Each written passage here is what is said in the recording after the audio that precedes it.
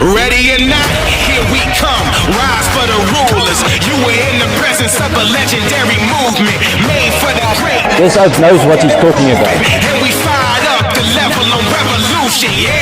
Get louder, whole city crowd. I paid off my debt. Gates head first like a wild buck. No days off. Thank you many times. This works. It's changed my life. It is still changing my life. You're going to see the difference in your life.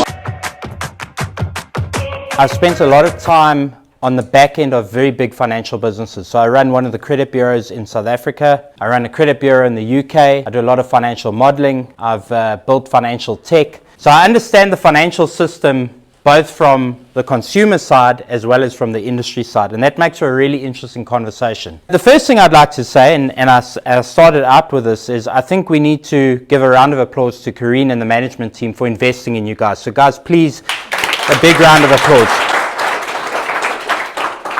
It takes a lot of guts and it takes a lot of courage to invest into your people. And I know that you guys might not want to talk about it, but it comes at a considerable cost. A considerable cost. I think that should not be overlooked. And I think as much as Karine invests into her people, I think you guys should invest into her. It is essential that when you find a business that pays you on time, that takes care of your needs, that listens to all your nonsense, that listens to all your problems, that you have to make sure that you follow that up and pass it back up the line. Let's talk a little bit about money.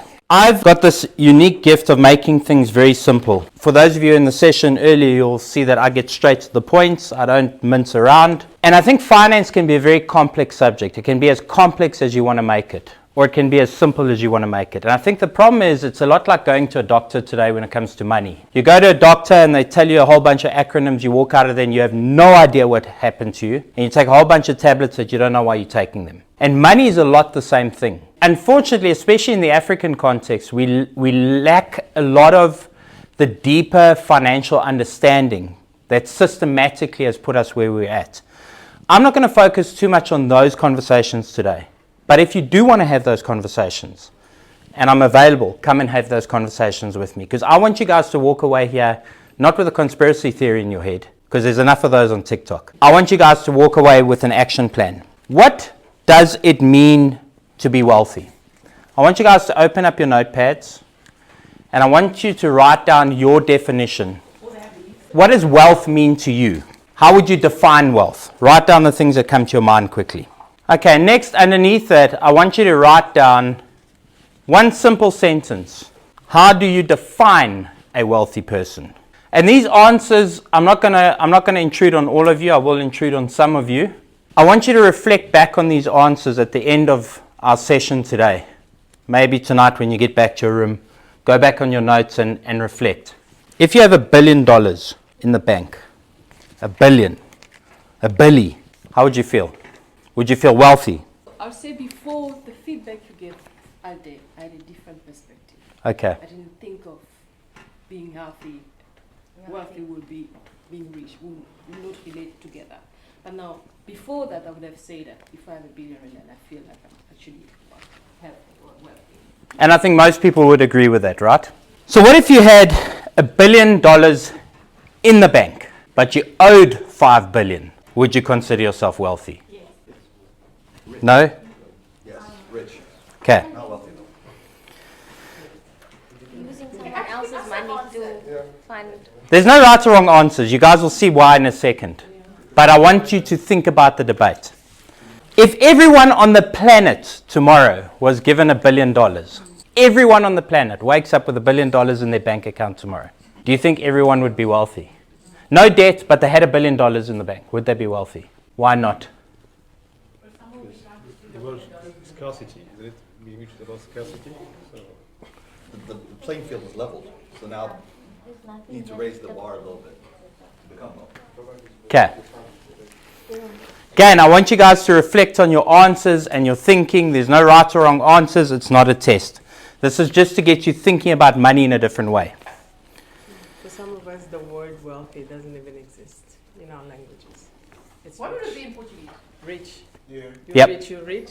There's no specific word for wealthy. I'm so glad you bring that up, because the word wealth has only in the last sort of 50 years started to be defined. So it's a very relevant point.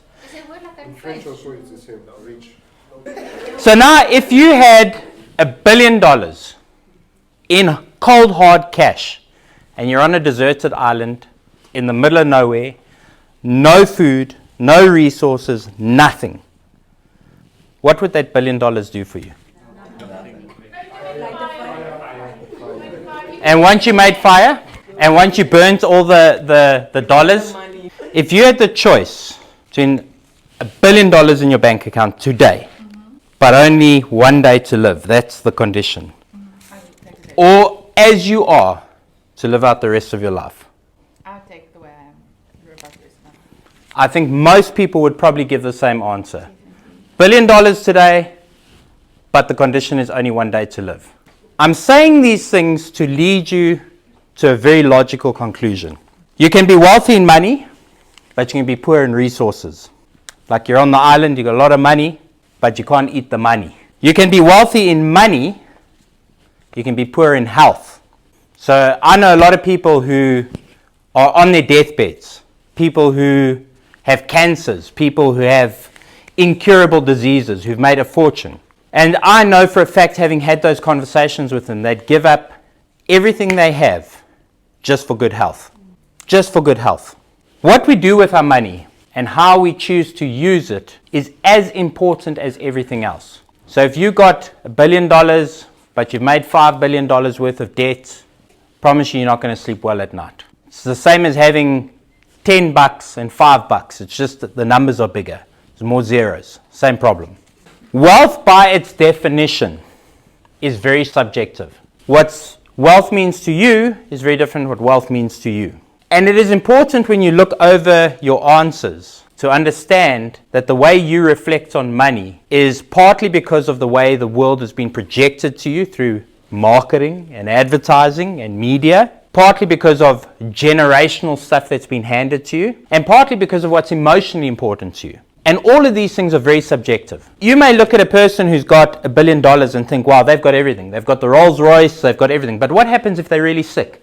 What happens if they're really lonely? What happens if they have no friends? What happens if they're on an island with all that money but nowhere to spend it? Your view of wealth will change based on the person's circumstances. So we have to redefine wealth for ourselves and stop projecting to ourselves what the rest of the world is projecting to us. We have to think about money and wealth completely differently.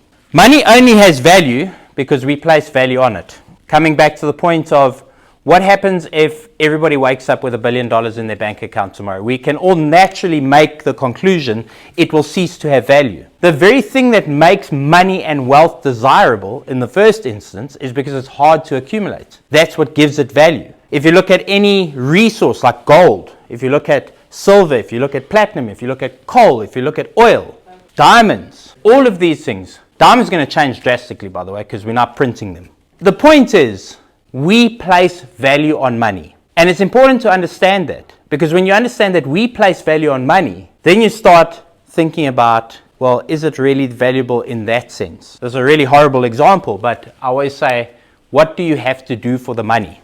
If you're a prostitute, and you're wealthy or rich, as I say, is the money worth it? You're having to sell your soul, sell your body, sell your mind, sell your values. It's very important to understand the context of wealth. And money, of course, is only useful in certain aspects of life. If you're on a deserted island, can't eat the money. I'd rather have coconuts. Money is only useful in certain aspects of our lives. Money alone does not equal wealth.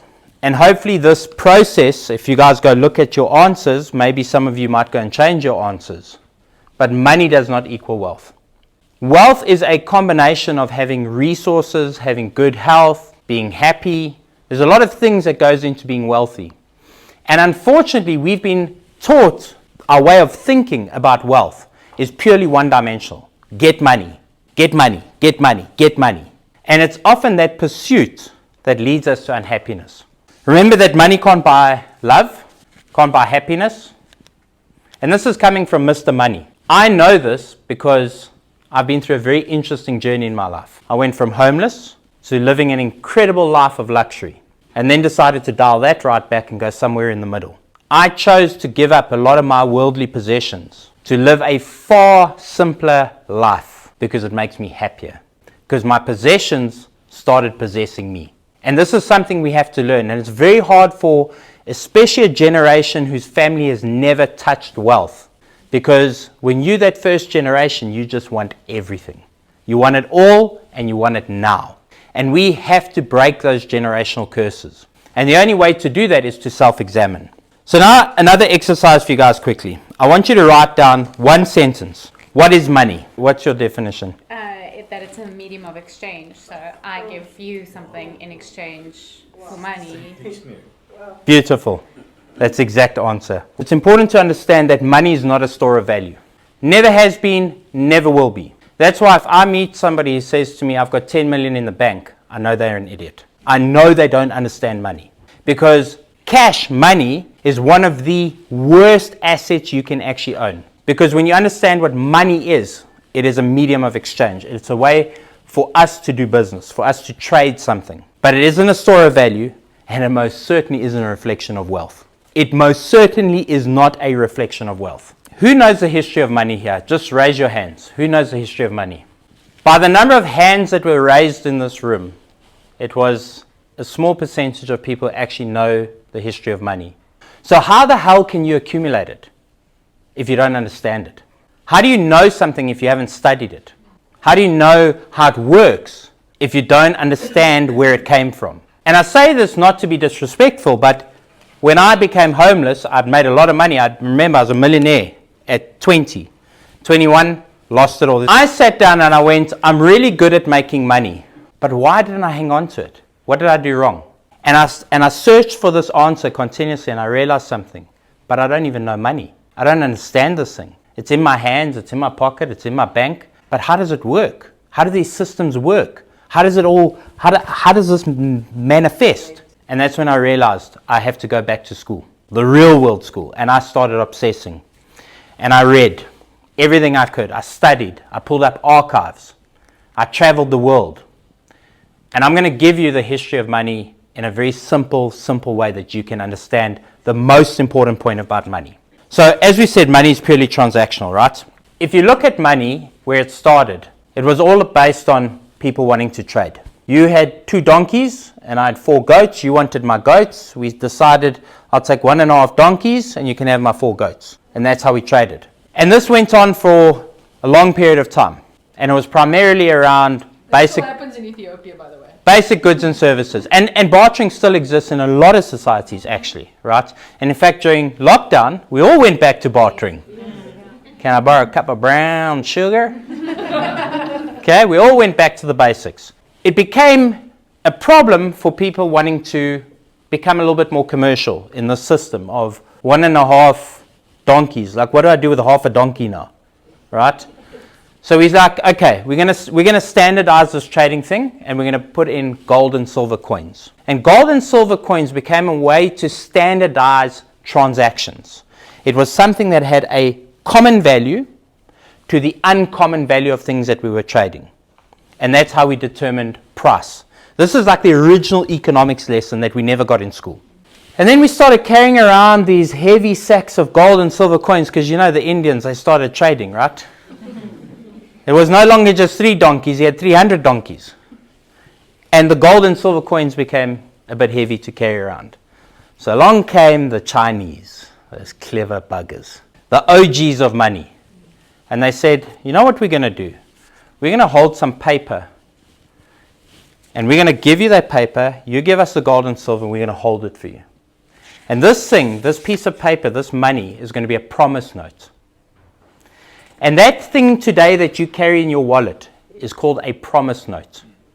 It is a promise that the bank should have the equivalent gold and silver in the bank. And you should be able to go in there, give your paper, and get the gold and silver. And so we started trading paper, right? And then we started carrying around bags of paper. It just became very inefficient. And the paper burnt, and you know, if you were into drug dealing in South America, the rats ate the money. All sorts of problems, right? So we're like, listen, we've got a solution for this. We're going to go digital. And along came banking the way we know it today. Electronic money, binary, ones and zeros. It's all magic on the screen. That is the evolution of money in a very simple form. Now we've of course got cryptocurrency, which is another form of digital money, but it's still the same concept. We're not going to go deep into the banking stuff because that will have your guys' head spinning. But that's the evolution of money. So what can we learn from this that's important?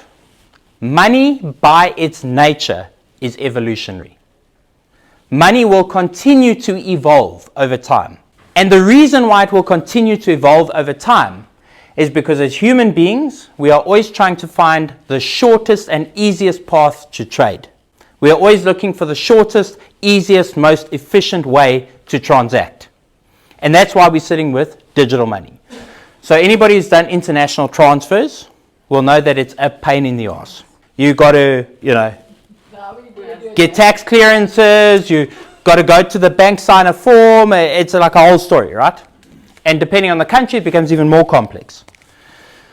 So this is why we're evolving to crypto, because crypto is trying to decentralize that process. And again, after crypto, there will be something else. Money will continue to evolve. And so if we don't first of all understand what money is through this whole lesson, from the time we were trading gold and silver coins to paper money to digital money, it is purely a means of transaction.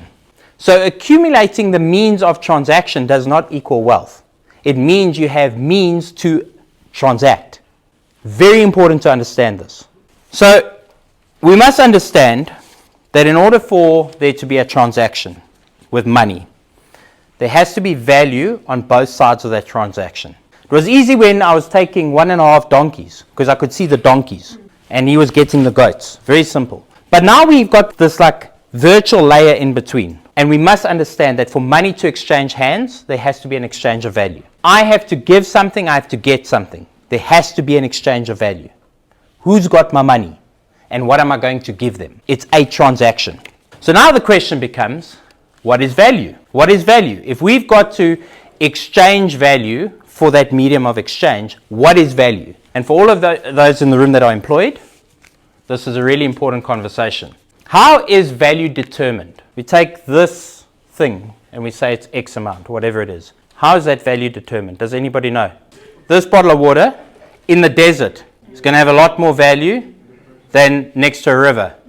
This water in a glass bottle with a, I don't know, what's a Voss water is going to be, because of good branding and good marketing, is going to have perceived value. But let's go back to the basics of economics. What determines that value, Karine? How much you're willing to exchange for it. But your willingness to it, right? Like what are you, because that is it, right? You value it to the extent to which you're willing to give away something that you have. Who determines the value of that? The person making it, but I guess it's only got value when you decide to take it for yourself. Again, I love all these different answers because it shows how we overthink things and make it too complex. The value of something is a basic economic principle. Supply and demand. The reason that's more valuable in the desert, because there's very little of it. The reason it's less valuable on the bank of a river is because you can just go into the river and get water. Supply and demand is the number one economic principle. This is important to know as an employee. This is important to know as a business owner, as a finance person. Basic economics. Supply and demand. If there is so much of this thing, like if you all had $1 billion, it would cease to have value. That's not to say as human beings we aren't very crafty and we create value out of thin air. You know, the banking system does it all the time. But that's the basic principles of economics. Now, of course, there are way more complex examples of economics that complicate things, and I'll give you one example. If you live in a country where they have, and a lot of you will relate to this, have a monopoly on a resource, free market economy stops to exist, and supply and demand is then controlled. We're in a very interesting place with regards to oil and the way pricing is structured around oil. Arguably, we could just get as much of it as we wanted, but we control it. And the release of how much is available, therefore that controls the pricing. That's diamonds as well. De Beers mastered that art. So again, human beings are clever and crafty in the way they try and manipulate things. But at its essence, value is determined by supply and demand. How scarce is something, how valuable is something in terms of its availability. And how many people want it. So if we had, only 4 of these, it would be very valuable in the desert. But what if nobody actually wanted it? So demand supply economics is the basic principle behind everything. And then, of course, like I said, you have your monopoly economics, which is all about controlling the supply. But it comes down to the fundamental thing of supply and demand. The most important thing you need to understand is that in order to get value, you must give value. Doesn't matter what the transaction is. For me to get money for this thing, I must give that thing. And I would be better off selling this in the desert than I would on the banks of the Amazon. So it's about understanding how to supply value and where to supply that value. So let's quickly do an exercise. How could you increase the value of something, Karine? By convincing people that it's scarce. And this has happened in history over and over again. Like, guys, there's not enough money.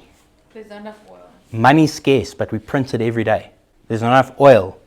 If you go and, I won't give you guys a history lesson, but if you go and study the history of the oil industry, there literally is a limitless supply. Literally. We're just controlling the supply. How is that applicable to the number one most valuable asset now, which is data and information? Like, that's more valuable than anything else, more than gold and oil, all that combined. Yes and no. But how do you control, I mean, when I was growing up, yes, we didn't have internet and all that stuff, so it was easy to control information. And we're in the information industry here, actually. If I gave you the launch codes for the nuclear rockets in Russia, but you didn't know they were launch codes, no value. So the person on the other end of that transaction, on both sides, has to understand the value. And data is very valuable in the right person's hands.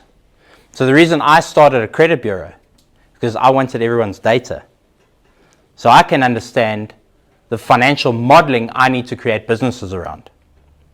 So data is very valuable. But again, it's just like this. In the wrong situation, it has no value. Make sense? Yeah, but can you control it? Because now, with all the access to, I mean, it's the information age. I mean, sorry, such a cliche term, but how do you create scarcity? Is what I'm actually, that's the word. The supply and demand of information and the law of scarcity, is that applicable to data and information? Yes, it is. It is applicable. But you need to understand who it's valuable to. Otherwise, you can't create scarcity. And this comes back to great marketing, great salesmanship, creating businesses. But absolutely, value is always something that can be manipulated. Always. Isn't it like values in the eye of the beholder, of the perceiver? Because it's like you can make. I mean, like take an LV bag. An LV bag is expensive because we believe it's scarce. Well, it is scarce.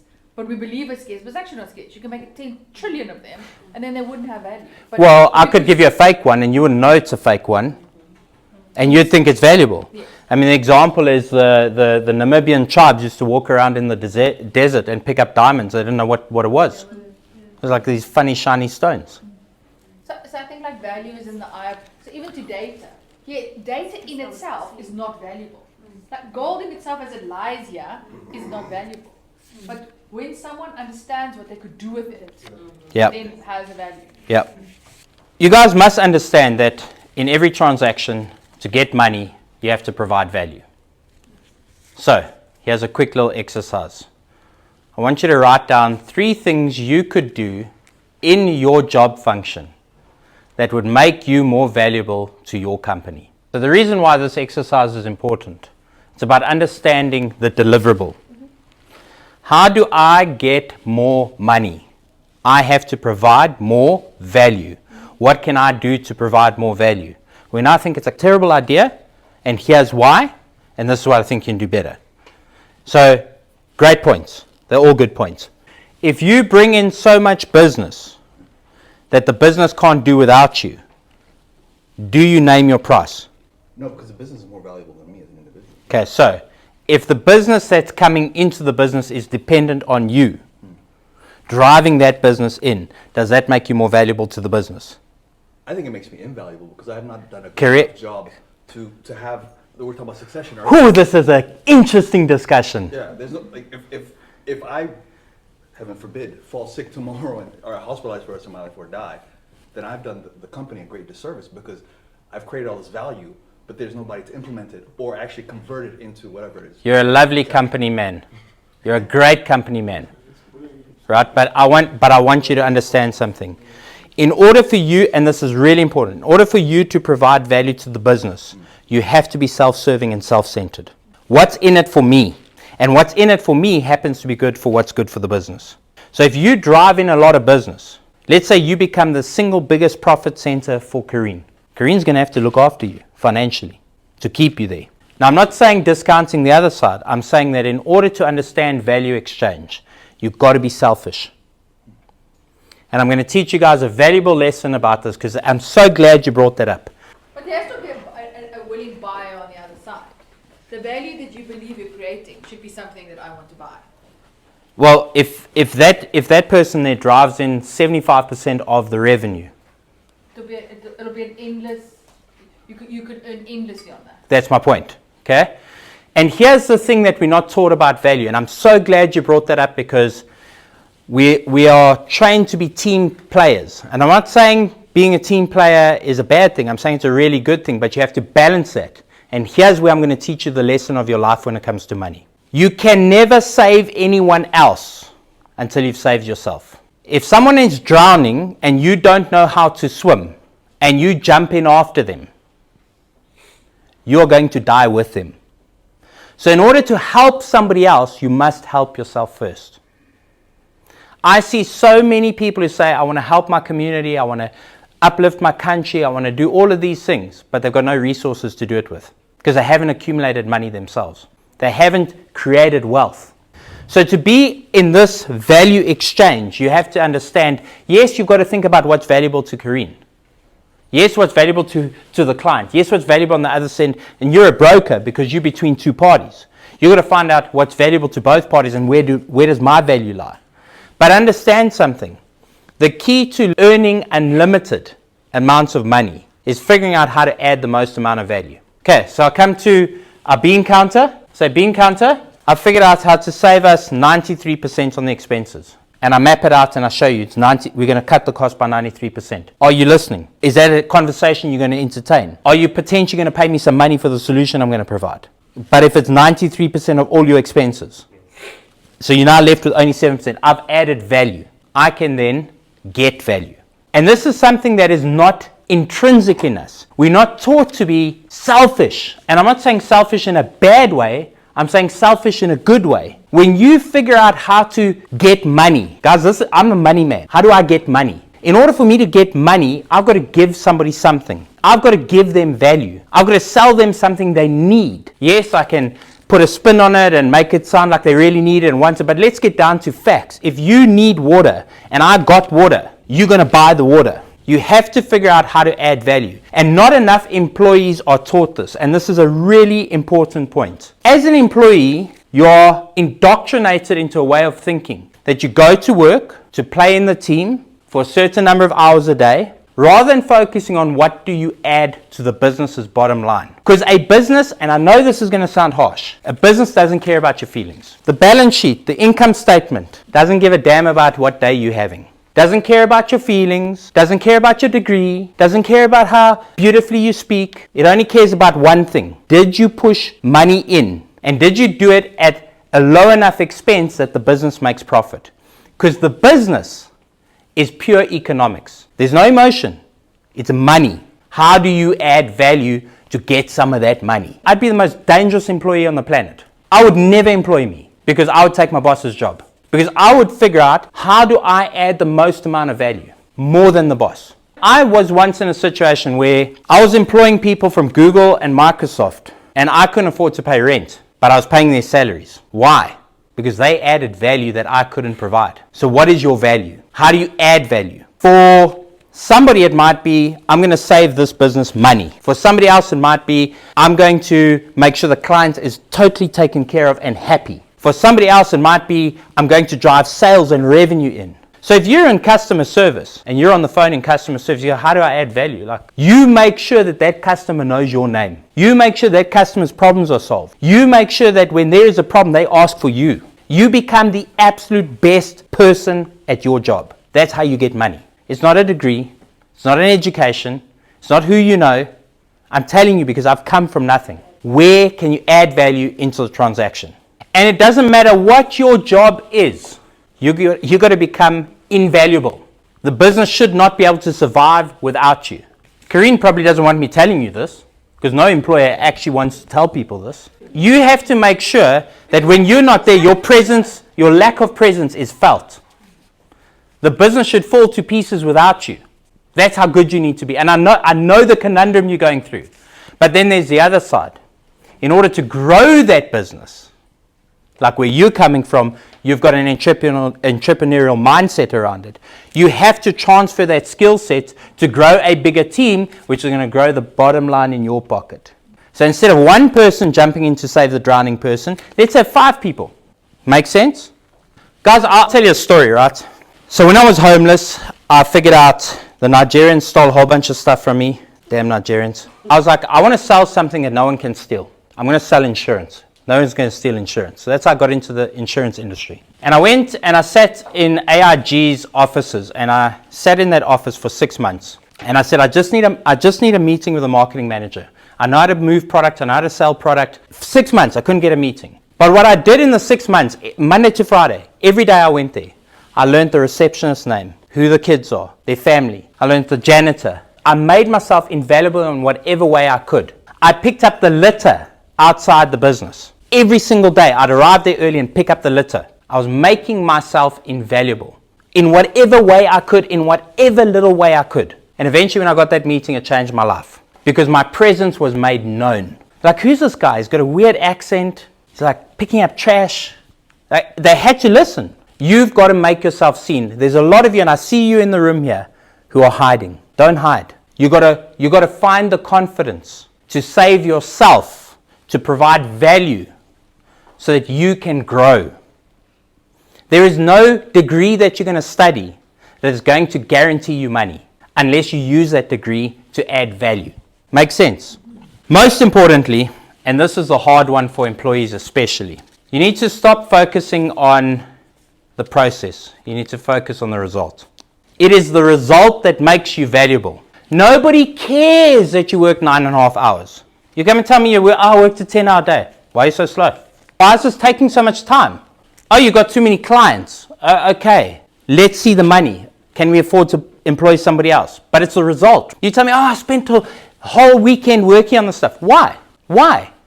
I don't care about it. I only care about the result. Do you honestly care about the whole process, or do you care that there's a media plan that's executed, that's going to deliver for the customer? Spare me the details, right? And anybody who moves up in the role to leadership level will tell you that they disconnect from the process and they worry about the results.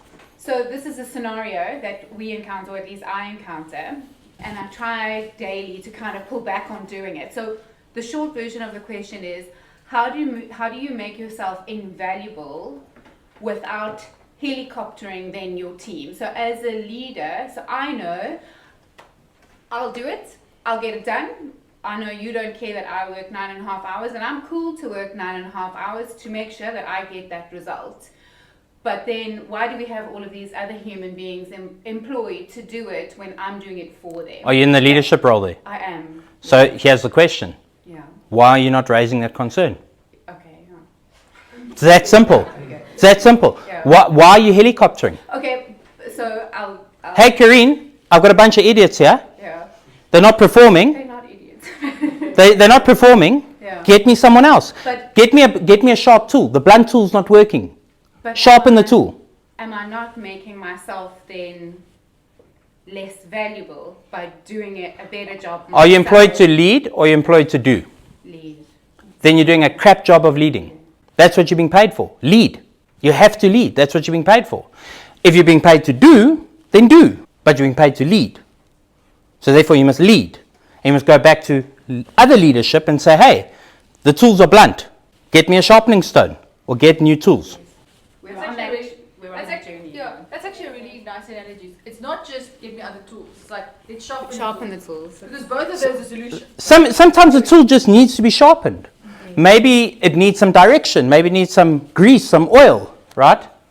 But the point is, you're the problem because you're not leading. And what are you being employed for? What is your value to the business? To do or to lead? To lead. To lead. Yeah. Be clear in your role. To think, okay? To think how to lead. I have a follow-up question. Yep. And this is a situation I feel like we have a lot. I'm saying we, I'm including Cami in this. So, for example, in a situation where you need to get, for example, a media plan done. Mm-hmm. Media plan done is not being done by the people you assigned to do it. Mm-hmm. We're capable of doing it. I know I'm capable of doing it, and I could do it probably in less time. Mm-hmm. But then again, we have the resources that are there to help us do that. So you assign. It's not being done, or it's being too much of a slow process. I guess my question is, I am an aspiring leader. I want to show that I have the leadership skills to grow, so I can be offered better opportunities to show my skill set. I struggle a lot with the thought of, should I be a leader and be like, you can do this, this is what you're doing wrong, go fix it, and I take longer to deliver it to the client? Or do I just say, okay, give me, I'll do it, it's fine. Are you being employed to lead or do? Do. At the moment, do. And you want to prove that you can lead? Yeah, it's kind of mixed because we're employed to do, but we sort of manage people. Do you want to become a leader? Correct. Then lead in whatever capacity you can. Okay. So you must understand something. If you go back to any war, nobody started out as a general. They had to teach themselves how to lead, and they had to show other people that they can lead as well as be led. That leadership is not all about leading. It's also about being led. But it's also about showing up for the people who need you. It's also about... But are you showing up for the people who need you if you keep doing their work for them? Okay, so let's go back to money. Let's assume you have a sibling who keeps draining your finances because they don't take responsibility for their money. They're out buying Louis V, drinking Hennessy on the money you keep loaning them. Who's to blame?